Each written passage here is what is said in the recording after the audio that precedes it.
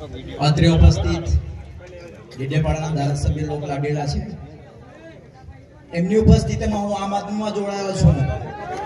એની જોડાણનું પાછળનું કારણ જોઈએ તો વિચારો તો ઘણા હોય છે. અમારા જેવા શિક્ષિત યુવાનો છે જે સરકારી નોકરી કરતા હોય છે, પરંતુ અમે જો પરિવર્તન લાવવાનું વિચારતા હોય તો તમે કેમ નહીં લાવવું જરૂરી છે. કારણ કે ચેતરભાઈ વસાવા છે એ સમાજ માટે લડે છે, આપણા આદિવાસીના હક અધિકારો માટે લડે છે, એટલે આપણે એને સપોર્ટ કરવો ખૂબ જ જરૂરી છે.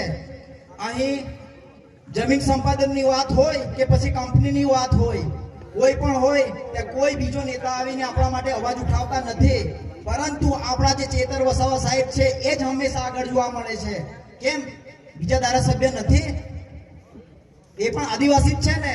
આદિવાસી હોવા છતાં પણ એ લોકો અવાજ નથી ઉપાડતા તો એ લોકોનું કામ શું કામ?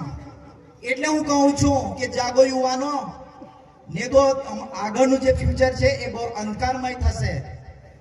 વાત કરીએ ત્યારે આપણો જે નર્મદા ડેમ બનેલો છે એમાં આપણી જમીનો ગઈ છે, એમાં બીજાની જમીનો નથી ગઈ. તો એ છતાં આપણે વિસ્તારમાં કેટલી ફેસિલિટી મળે છે, કેટલી સુવિધાઓ મળે છે આપ જાણો છો ને. તો આ જ પરિસ્થિતિ અત્યારે આપણા જે અહીંયા આંબાડુંગરની અંદર પ્રોજેક્ટ આવે છે એની અંદર ઘણી બધી કાર્યવાહી થઈ ગઈ છે અને નેતાઓ આવીને કહે છે કે કશું જ થવાનું નથી. તમે ઈઓઆઈ અને ઈપીસી બહાર પાડી દીધી છે, રિહેબિલિટેશન અને રીસેટલમેન્ટના ટેન્ડરો માટે ટેકનિકલ સર્વિસનો તમે ટેન્ડર બહાર પાડી દીધો છે અને કહો છો કે કશું જ થવાનું નથી. હા, જે 28 ગામડાઓ નહીં થશે પણ એનો ક્યારે વારો આવશે એ ખબર નથી, પણ તમે તદ્દન એવું કહો છો કે કશું જ થવાનું નથી, તો એ ગલત છે. અત્યારે નહીં ખબર પડે? તમે ઓનલાઈન વેબસાઇટ ચેક કરશો ને તો બી એમાં ઘણી બધી માહિતી આપી દીધી છે, અને મોટી જાહેર સભાઓ કરીને કહો છો કે કશું જ થવાનું નથી. આપણને આદિવાસી છે એટલે એ લોકો એવું સમજે છે કે આ લોકોને કશું જ ખબર નહીં પડે. એવું નથી. અત્યારે ઘણું શિક્ષણ વધી ગયું છે. શિક્ષણ નહીં આવે એના માટે ઘણી બધી શાળાઓમાં તો ભણાવજા. એમની વાતોને આજે તમારે ખરેખર ધ્યાનમાં લેવી જોઈએ. જો તમારી પાસે શિક્ષણ હશે ને તો જ તમે કંઈક કરી શકશો, બાકી તમારું કશું જ થવા નહીં દે. તમને ખબર નહીં પડશે, આ જ રીતે તમારી સાથે વર્તન કરવામાં આવશે.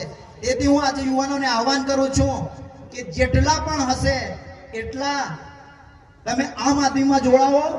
મને કોઈ પાર્ટીનો કે એનો નથી, પણ ચેતરભાઈ વસાવાની કામગીરી જે છે એનાથી હું પ્રભાવિત છું. કે આમ આદમી પાર્ટી કે બીજી પાર્ટી ઘણી આવશે કે જશે, પરંતુ આપણી સમાજની વિચારધારા પ્રમાણે અને આપણા આદિવાસીના હકોની લડાઈ માટે જે કંઈ લડશે એની સાથે ઊભા રહેવાની આપણી ફરજ છે. જો ચેતર વસાવા જેવા વ્યક્તિઓ વારંવાર આપણને નહીં મળે, પરિવર્તન કરવું હશે તો આપણે બધાએ જોડાવવું પડશે. કારણ કે આજે આવશે ચેતર વસાવા, જતા રહેશે, પણ આપણે જાગીએ નહીં ત્યાં સુધી કશું જ થવાનું નથી. પરિવર્તન આવશે, કોઈ બીજા આવીને પરિવર્તન કરશે ને એ તમે ભૂલી જજો. આપણે જ પરિવર્તન કરવું પડશે. કેમ કે આપણે બંધારણમાં એક વોટની તાકાત આપેલી છે ને, આ વોટની તાકાતનો જ ઉપયોગ કરવાનો છે. એક બટન દબાવી દો, સરકાર હટી જશે, કોઈ ચિંતા કરવાની જરૂર નથી. અને એક સ્ટેટમેન્ટ મેં અત્યારે યુટ્યુબમાં જોયું હતું, મંત્રી આવ્યા તો એવું કીધું હતું કે જેની પાસે કશું છે જ નથી એ લોકો ઉધાર આપવા નીકળી પડ્યા છે. એ ઉધાર પણ આપીશું અને જે દેશ બટન દબાવશે ને એ દેશ બધું જ આપીશું, ઉધાર બંધી કરી દઈશું. એટલે હું કહું છું કે પરિવર્તન લાવો, યુવાનો જાગો, અને સમાજમાં જે વડીલો છે એ લોકોને પણ જાગવાની જરૂર છે.